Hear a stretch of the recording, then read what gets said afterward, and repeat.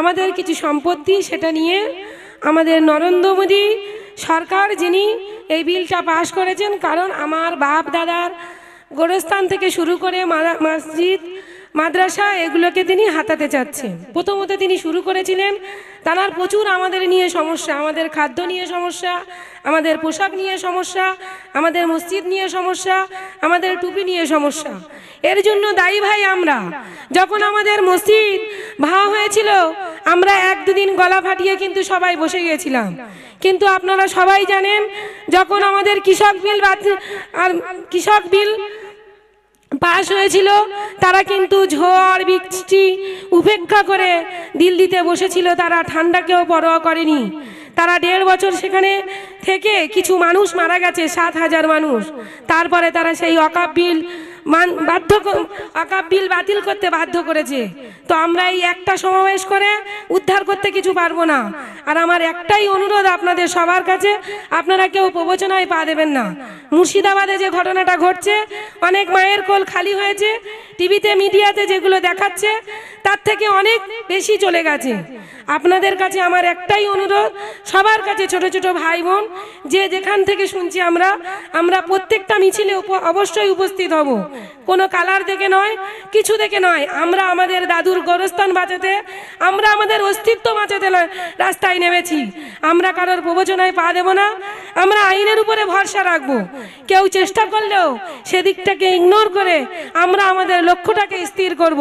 আমরা আমাদের দাদুর গোরস্থান বাঁচাতে, আমরা আমাদের অস্তিত্ব বাঁচাতে রাস্তায় নেমেছি। আমরা কারোর প্রবচনায় পা দেব না, আমরা আইনের উপরে ভরসা রাখবো। কেউ চেষ্টা করলেও সেদিকটাকে ইগনোর করে আমরা আমাদের লক্ষ্যটাকে স্থির করব।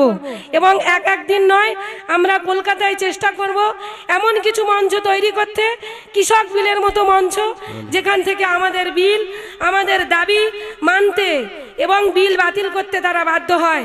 কারণ আইন, আদালত, প্রশাসন আমি মনে করি সব সাধারণ মানুষের জন্য।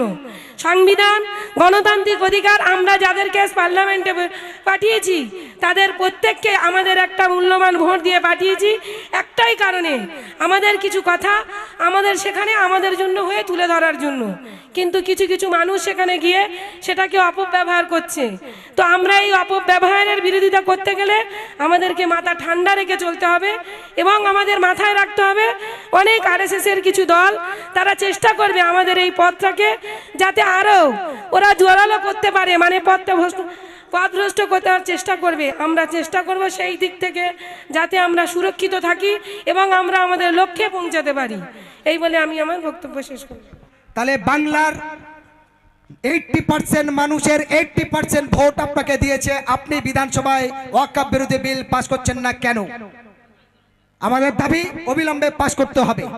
দ্বিতীয় দাবি, মুর্শিদাবাদ, সুতি, ধুলেগড় সহ সারা রাজ্যে একাধিক ওয়াকফ আন্দোলনের করতে গিয়ে কিছু ভুল ত্রুটির কারণে বিচ্ছিন্নতাভাবে বিভিন্ন রকম দুর্ঘটনা ঘটছে। এটা কেন ঘটবে লক্ষ্য রাখতে হবে। এবং আমি হোসেন গাজী যদি বলি এখানে কোনো সাম্প্রদায়িক কথা, রাত্রের মধ্যে আমি অ্যারেস্ট হয়ে যাব। আর শুভেন্দু অধিকারী প্রত্যেক দিন হিন্দু মুসলমানের দাঙ্গা লাগানোর কথা বলছে, তার বিরুদ্ধে আইনি কোনো ব্যবস্থা নেওয়া হচ্ছে না কেন? তার মানেটা কি? গাল মে কুছ কালা হ্যায়, মনে করতে হবে এই জন্য। তারপর এইবার বিষয়টা আসি, ওয়াকফ নিয়ে কালা কানুন কেন? একটা ব্রিগেড সমাবেশ করলে সমাধান হবে না। শিখরা 1%, তারা দীর্ঘ লড়াই করার পরে কেন্দ্র সরকার পিছুপা যদি হতে পারে, আমরা ভারতবর্ষের 40% প্রায় 40 লক্ষের কাছাকাছি, 40 কোটির কাছাকাছি সংখ্যালঘু মুসলমান আছি, তাহলে আমাদের দাবি আদায় হবে না কেন? তার জন্য কলকাতাতে লাগাতার ভাবে আমি আজকে আপনাদের এই সভার মঞ্চ থেকে বলছি, মুসলিম পার্সোনাল ল, যুব ফেডারেশন সহ সারা পশ্চিমবঙ্গের প্রত্যেকটা সংগঠনের কাছে আজকে সকালে ভিডিওটা পোস্ট করেছি। আসুন সবাই ঐক্যবদ্ধভাবে, কলকাতা একটা বড় মঞ্চ, যে ধর্ণা মঞ্চে থেকে 2 মাস হতে পারে, 6 মাস হতে পারে, 1 বছর হতে পারে, 2 বছর হতে পারে, লাগাতার অনশন আন্দোলন চলবে। সেই আন্দোলনে আমরাও সামিল হব। আমাদের দাবি দাবি একটাই, কেন্দ্র সরকারের কালা কানুন, এই আইন, এই বিল অবিলম্বে প্রত্যাহার করতে হবে। প্রত্যাহার না হলে আমাদের ধারাবাহিকভাবে এই লড়াই আন্দোলন চলবে।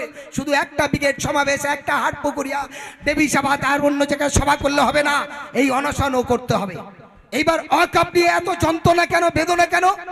একটু আগে মাওলানা আনোয়ার হোসেন কাসিমি সাহেব বলেছেন নরেন্দ্র মোদী 3টে পলিসি নিয়েছেন।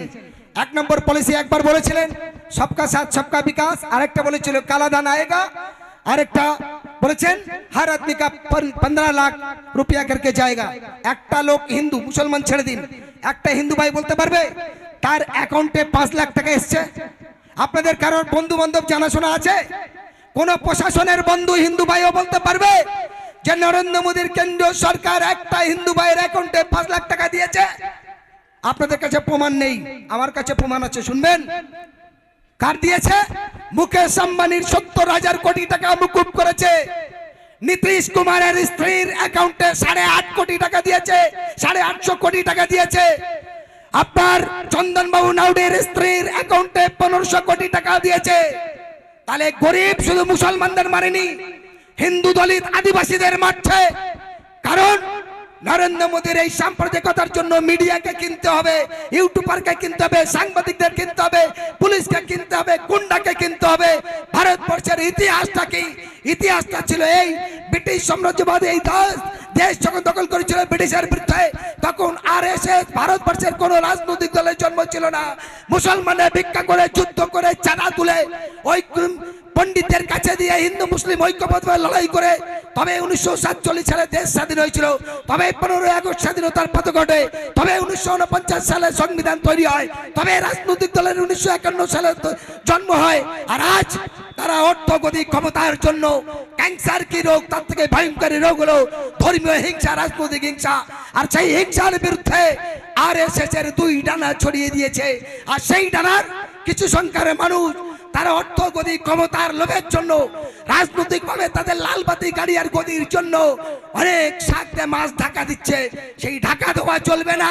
চোখ কান খুলে রেখে আমরা ঐক্যবদ্ধভাবে ধারাবাহিকভাবে এই লড়াই আন্দোলন চালিয়ে যাওয়ার জন্য আপনাদের কাছে আবেদন রাখছি। সমস্ত নেতৃত্ব মঞ্চের বাসীর কাছে আবেদন করছি, সমস্ত বাংলাবাসীর কাছে আবেদন করছি, তা নাহলে আগানো যাবে না। আমার আর একটি সভা আছে, বেশি দেরি করবো না, শুধু একটাই আবেদন। ওরা বলছে দাঙ্গা চাই, এরা বলছে জয় শ্রীরাম চাই, আমরা বলতে চাই দাঙ্গা নয়, এর হাঙ্গা নয়, চাই তোমরা শান্তি। আর সঠিক নেতৃত্বে রক্ষা হবে হিন্দু মুসলমান দলিত আদিবাসী শিখ ইসাইয়ের স্বাধীনতা ও গণতন্ত্রে। হিন্দু মুসলিম যে যার ধর্ম তার কাছে ভাই, ধর্মকর্ম কোনো মানুষের গায়ে এলাকা নাই, যার ধর্ম সেই করবে, মোদের বাধা কিছু নয়।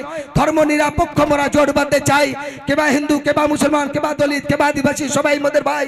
একই সঙ্গে কাঁধে কাঁধ মিলে এই সন্ত্রাস সাম্প্রদায়িক অত্যাচারীদের বিরুদ্ধে গণ আন্দোলনের মধ্যে দিয়ে ভারতবর্ষের সংবিধানকে রক্ষা করতে চাই। ধন্যবাদ, সবাই ভালো থাকেন। অসংখ্য ধন্যবাদ জনাব হোসেন গাজী মহাশয়কে, খুব ভালো বক্তব্য রাখেন এবং লড়াকু মুখ। এখন আপনাদের সামনে বক্তব্য রাখবেন